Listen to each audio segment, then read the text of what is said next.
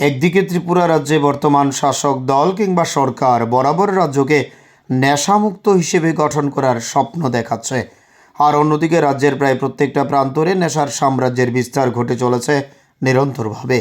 এই আবহে সাধারণ মানুষকে ভবিষ্যৎ নিয়ে যে আতঙ্কিত থাকতে হচ্ছে, এটা কিন্তু হলফ করেই দাবি করা যায়।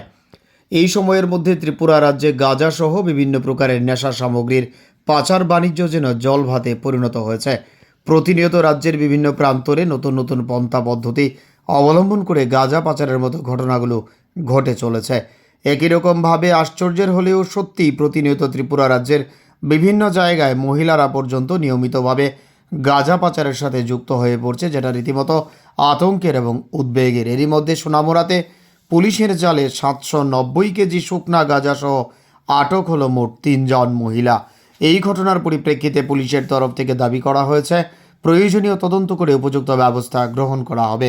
পুলিশের তরফ থেকে খবর নিয়ে জানা গেছে ধৃতদের বিরুদ্ধে প্রয়োজনীয় ব্যবস্থা গ্রহণ করার মধ্য দিয়ে ঘটনার পেছনে যারা জড়িত তাদেরকে সামনে আনার চেষ্টা হবে। Bureau report, Tripura news Bangla.